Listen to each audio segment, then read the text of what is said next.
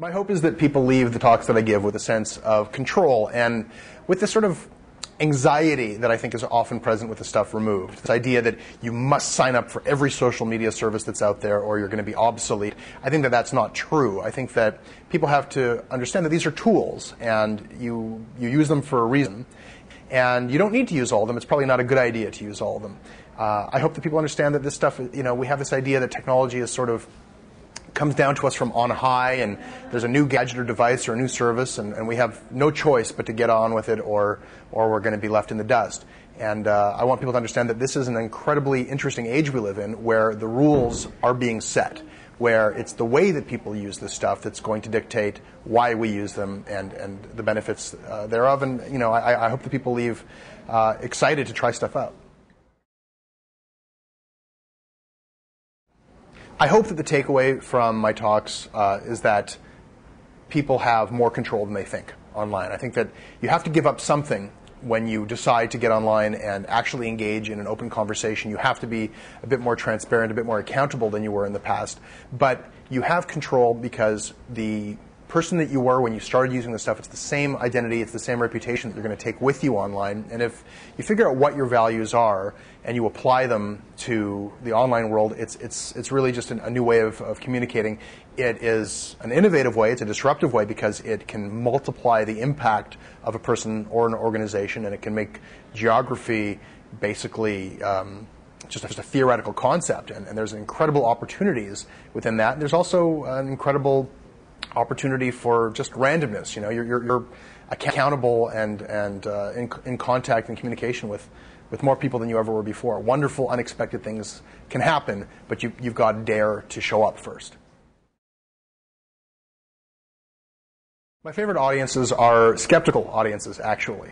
People who have heard a lot of the hype and aren't sure about it, and people who have had mixed experiences and who bring tough questions to the talks. I love that because I think that those present moments for us to really take this down from the kind of theoretical level and from some of the tech jargon and rationalize these ideas with how they actually play out in the lives of organizations.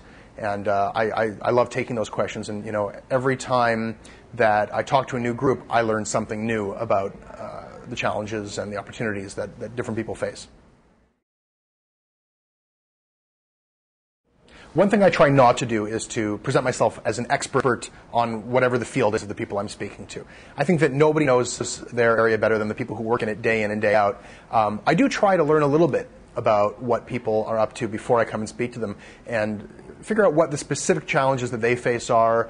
And I do so in the hopes that we can get a conversation going. I mean, this kind of stuff that I talk about is all about interaction. It's all about destroying the model of one person talks and everybody else listens. And I try to bring that spirit to the talks.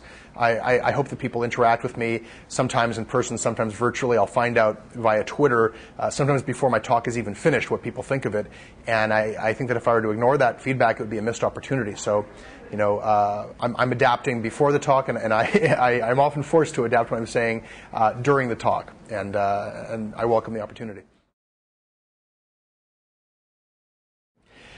I remember one event in particular where I was speaking to a group, I won't tell you which one, and I could tell there was some tension in the room as I talked about social media. And after I finished speaking and started to get in a bit more of a conversation, I learned that this organization had problems using social media. They had set up a Facebook page, and it's not that nobody visited, which is the most frequent problem people have is they build it and nobody comes. In this instance, they built the page and people came and they said negative things. People had a problem with a change that had been made to this company's product, and they were facing all sorts of negative feedback. And I asked them, well, what did you do? And they said, well, we shut down the Facebook page. And I'll always remember that as such a missed opportunity, because how many companies and organizations wouldn't spend a fortune of money to get everybody who cares most about their organization or about their product on one website? If you could get everybody together, even if they're saying negative things, then you've accomplished what most people cannot. You can start to have a dialogue with those people. You can convert them very easily. You can let them know that they are being heard and that you care about their opinions. And that resource, that list of names, that conversation will continue for as long as you honor it, as long as you respect those people who took the time and trouble to tell you that they care about what you're doing.